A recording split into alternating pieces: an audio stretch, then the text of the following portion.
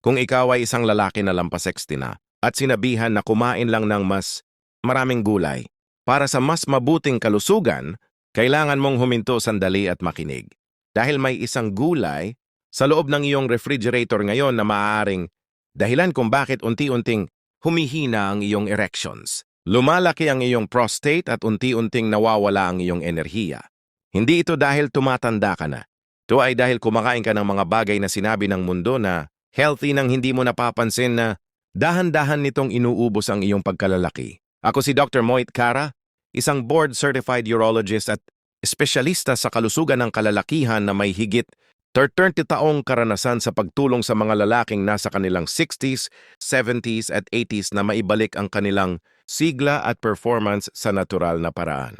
At paulit-ulit kong nakita na ang pinakamakapangyarihang gamot ay hindi nasa tableta.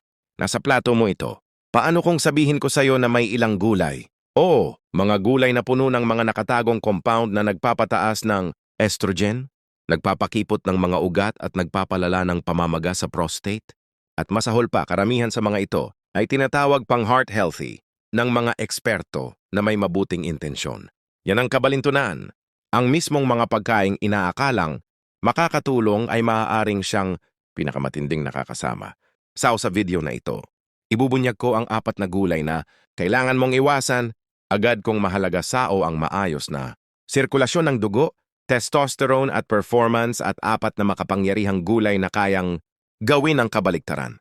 Maibabalik ang daloy ng dugo mo, mapapalakas ang iyong kumpiyansa at masuportahan ang iyong prostate simula pa lang sa loob na ilang araw at manatili ka hanggang sa dulo dahil ibubunyag ko ang isang berdeng gulay na nagpapataas ng estrogen sa mga lalaking lampas. 60 ng mahigit 30% at karamihan sa mga doktor ay hindi ka binabala tukol dito. Kapag nalaman mo ang katotohanan, hindi mo na muling titingnan ang mga gulay sa parehong paraan. Bago tayo sumisid sa mga katotohanang, ito na talagang nakakagulat tungkol sa mga gulay na maaaring tahimik na sumisira sa iyong kalusugan, siguraduhing pindutin ang subscribe button at i-on ang bell para hindi ka makaligtaan ng susunod pang video na ginawa para tulungan kang manatiling malakas, matalas at may kumpiyansa kahit lampas 60 na. At kung nakatulong sa iyo ang impormasyong ito, mag-type ng 1 sa comments. Kung hindi, mag-type ng 0 para mas mapaganda ko pa ang mga susunod na video para sa iyo. Sige, simulan na natin.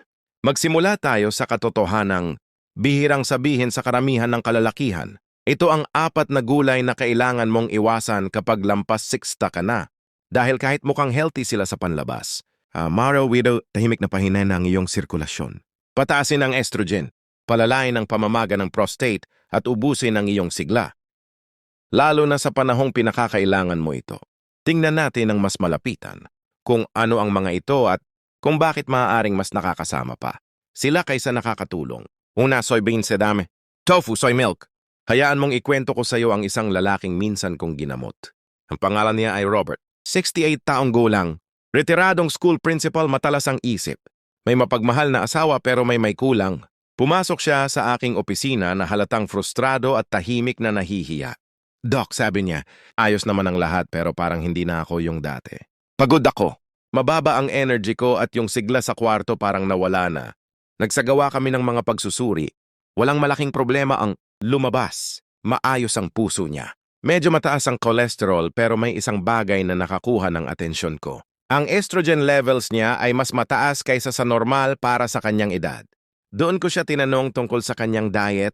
Ipinagmamalaki niyang sinabi na ilang taon na siyang lumipat sa tofu, soy milk at edame. Akala ko healthy sa puso, sabi niya. At doon nag-click ang lahat. Ang soybeans, kahit pinupuri ng maraming eksperto sa kalusugan, ay puno ng phytoestrogens. Mga plant compounds na ginagaya ang epekto ng estrogen sa katawan ng lalaki. Maaring hindi ito mukhang malaking bagay sa unang tingin, pero para sa lalaking lampas 60, napakahalaga nito. Sa yugong ito ng buhay, unti-unti nang bumababa ang natural mong testosterone. Kapag nagdagdag ka pa ng mga estrogen-like compounds sa iyong diet, lalo na mula sa soy, lalo mo pang itinutulak ang balanse sa maling direksyon. Ano ang ibig sabihin nito sa totoong buhay? Mas mababang libido, mas mabagal na recovery, mas malambot at mas madaling mapagod na katawan. At para sa maraming lalaki, oo, tulad ni Robert, ang erections ay nagiging hindi consistent Mas mahina o tuluyang nawawala. Mas marami na akong nakitang ganitong kaso kaysa mabilang ko. Ang problema ay hindi lang ang soy mismo, kundi kung gaano kadalas itong nakakalusot sa iyong diet nang hindi mo namamalayan. Nasa protein bars, salad dressings, packaged snacks at mga plant-based meat substitutes. Gustong-gusto ng food industry ang soy dahil mura ito, versatile at madaling lagyan ng label na healthy. Pero ang katawan mo, lalo na ang iyong male, hormones alamang totoo at hindi lang testosterone ang usapan dito. May mga pag-aaral din na nag-uugnay sa soy sa pagtaas ng inflammation at kahit sa disruption ng thyroid sa mga matatanda. Kapag pinagsama mo ito sa mga pagbabago sa sirkulasyon at nerve sensitivity na dulot ng pagtanda, nagkakaroon ka ng perpektong kondisyon para sa paghina ng intimacy at kumpiyansa. Nagulat si Robert nung ipinaliwanag ko ito sa kanya.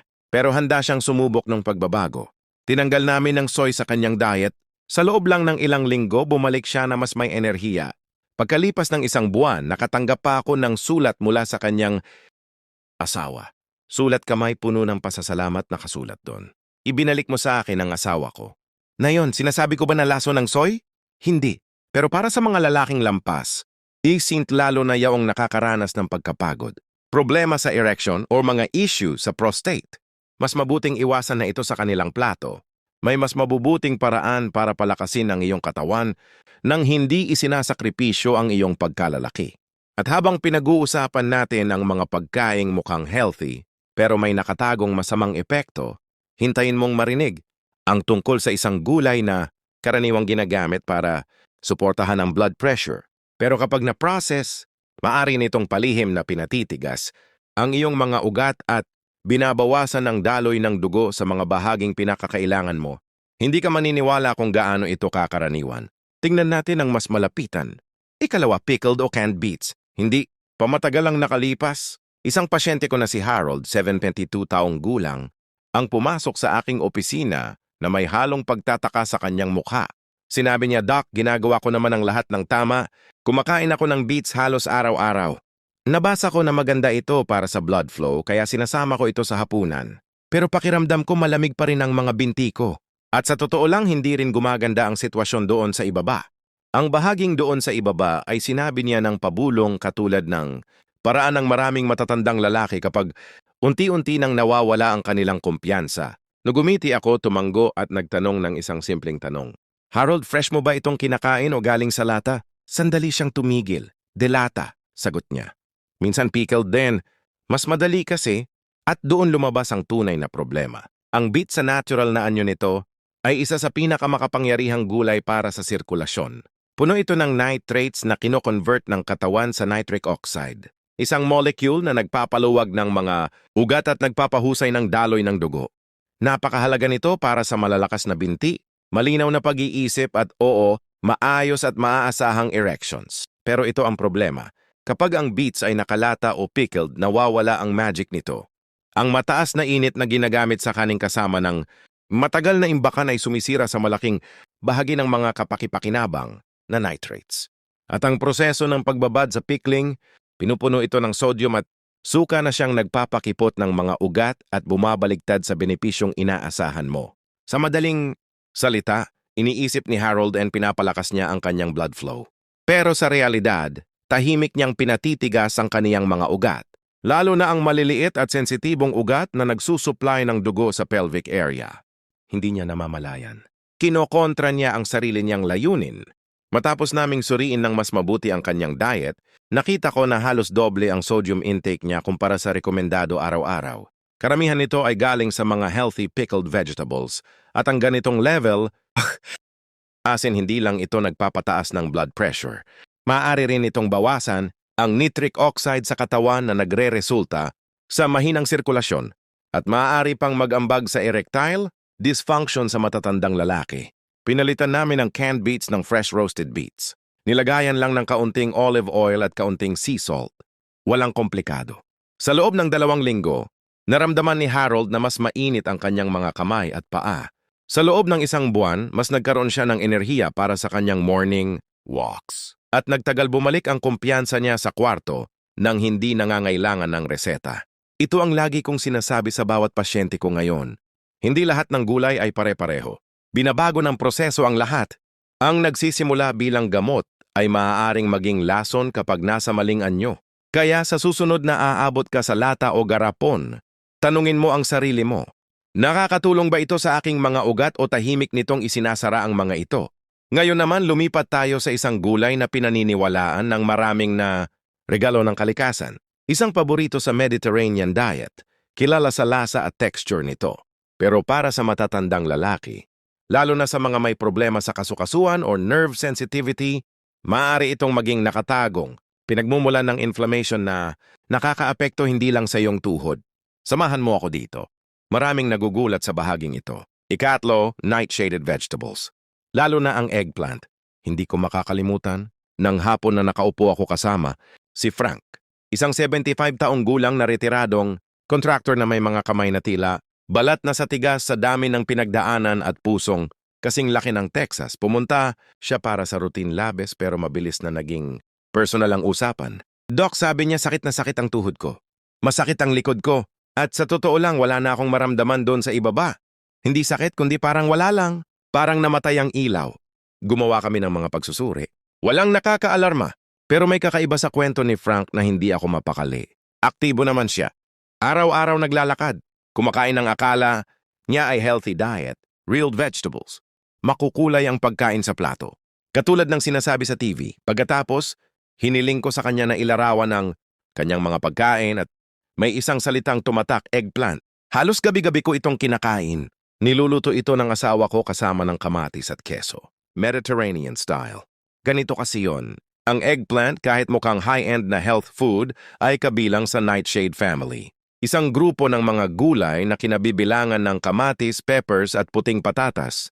Ngayon, ang kamatis kapag tama ang dami ay maaaring makatulong. Pero ang eggplant para sa maraming matatanda, lalo na sa mga lalaki maaaring maging problema. Ang mga nightshade ay naglalaman ng natural compounds na tinatawag na alkaloids. At sa ilang tao, ang mga compounds na ito ay maaaring mag-trigger ng mababang antas ng pamamaga sa kasukasuan at mga nerve. Maaring mukhang maliit na bagay, yon pero para sa taong meron ng age-related, inflamasyon para itong pagdagdag ng gasolina sa apoy. At sa mga laaking tulad ni Frank na may bahagyang problema na sa sirkulasyon, ang epekto nito ay mas lalong paghina ng nerve sensitivity. Hindi lang sa tuhod kundi pati na rin sa pelvic floor. Ang pakiramdam na yon na mapurol at parang walang buhay na kanyang inilarawan. Hindi lang yun tungkol sa testosterone o daloy ng dugo. Tungkol yun sa paghina ng nerve signaling. Isipin mo ang katawan mo parang isang electrical system.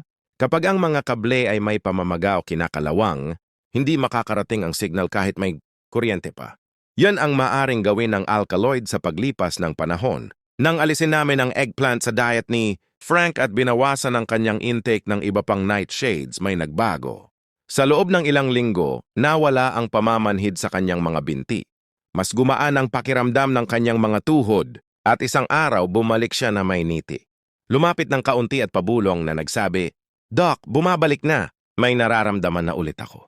Ang mga ganitang sandali ang dahilan kung bakit ko ginagawa ang trabahong, tingnan mo, hindi ko sinasabing dapat katakutan ng bawat lalaking lampas. 60 ang bawat kamatis o paminta, pero kung napapansin mo ang paninigas, discomfort sa pelvic area o pamamanhid, lalo na kung may kasamang problema sa intimacy, mahalagang suriin mo ang relasyon mo sa nightshades. Dahil ang inflammation ay hindi laging nakikita bilang pamamaga. Minsan lumalabas ito bilang katahimikan, bilang pagkawala ng koneksyon. At pagdating sa mga nawawalang koneksyon, may isa pang gulay sa listahan natin na naloloko kahit ang pinakamahusay kumain ng healthy. Isa ito sa mga madalas purihin bilang mabuti, lalo na para sa pag-iwas sa cancer. Pero kapag sobra ang pagkakaluto o na microwave, nawawala ang mga benepisyo nito at nagsisimula pang magdulot ng kabaligtaran. Sa katunayan, kung matagal mo nang iniisip, kung bakit ang iyong clean eating routine ay hindi na ibabalik. Ang iyong lakas, maaaring ito ang tahimik na dahilan. Suriin natin ito. Ika-4, overcooked broccoli or microwave cruciferous vegetables. Isang lalaking nagangalang Walter ang bumisita sa akin kamakailan. Siya ay 69 taong gulang, biyudo, isang mapagmalaking lolo, at isang lalaking sinusunod ang health advice ng eksakto. Sinabi niya sa akin, araw-araw akong nag-steam ng broccoli, Doc, mataparang ginagawa. Narinig ko na maganda ito para sa prostate at nakakatulong sa digestion. Tumawa siya habang sinasabi yon. Pero sa likod ng biro, naramdaman ko ang kanyang pag-aalala. Lumapit siya at ibinaba ang boses niya at inamin na hindi. Natulad ng dati ang kanyang enerhiya, mas nakakaalarma pa. Napansin niyang mas madalas siyang umihi sa gabi. Humihina ang kanyang performance sa kwarto at may parang mental fog na dahan-dahang pumapasok. Ginagawa ko naman ang lahat ng tama. Sabi niya, bakit parang unti-unti akong nawawala? Doon ko siya tinanong kung paano niya eksaktong inihahanda ang kanyang mga gulay. Well, sabi niya ng may pagmamalaki. Niluluto ko ng husto ang broccoli. Minsan mina-microwave ko pa kapag nagmamadali. Ang huling pangungusap na yon ang talagang tumama dahil ito ang katotohanan. Ang broccoli ay isa sa pinakamakapangyarihang gulay para sa mga lalaking lampas 60, lalo na pagdating sa pag-detox ng estrogen at pagprotekta sa prostate. Pero gumagana lang ito kung tama ang paghahanda. Ang broccoli kasama ng iba pang cruciferous vegetables tulad ng Brussels, sprouts at cauliflower ay naglalaman ng compound na tinatawag na sulfura. Isa itong game changer. Tinutulungan nito ang iyong atay na magproseso ng toxins, binabawasan ng inflammation sa katawan at higit sa lahat para sa matatandang lalaki, pinapababa nito ang sobrang estrogen at sinusuportahan ang healthy na balanse ng testosterone. Pero may kapalit ito. Ang sulfur-hora ay napakasensitibo sa init. Sa sandaling maluto mo ng sobra ang broccoli o mas malala, i-microwave mo ito, nasisira ang karamihan sa compound na ito. Ang natitira ay isang malambot at halos walang buhay na gulay na nagbibigay ng fiber. Oo, pero wala na ang lakas na kailangan ng tumatandang katawan mo. Hindi namamalayan ni Walter na inaalis niya ang mismong nutrient na kailangan ng kanyang katawan. Kumakain siya ng pagkain na dapat sana'y nagpoprotekta sa kanyang pagkalalaki. Pero dahil sa paraan ng pagluto, naging pabigat lamang ito. Nang gumawa kami ng simpleng pagbabago, light steaming ng broccoli sa loob ng hindi hihigit sa 3 minuto, o pagkain nito ng hilaw sa salad na may olive oil at lemon, nagsimula siyang makapansin ng maliliit na pagbabago. Mas luminaw ang kanyang isip, bumagal ang kanyang paghihi sa gabi at unti-unting bumalik ang kanyang enerhiya. Maliit na pagbabago lang ito pero para sa mga lalaking lampas 60, mahalaga ang maliliit na bagay. Sa paglipas ng panahon, ang paulit-ulit na gawain ay maaaring magpagaling o makasama. At nakakalungkot, isipin na maraming lalaki ang naniniwalang tama ang kanilang ginagawa dahil sinabihan silang kumain ng mas maraming gulay. Nang hindi nila nauunawaan na ang paraan ng paghahanda ng mga ito ang tunay na nagkakaiba. Kaya ito ang katotohanan. Ang sobrang pagluluto ng broccoli ay hindi lang nagpapawala ng lasa nito.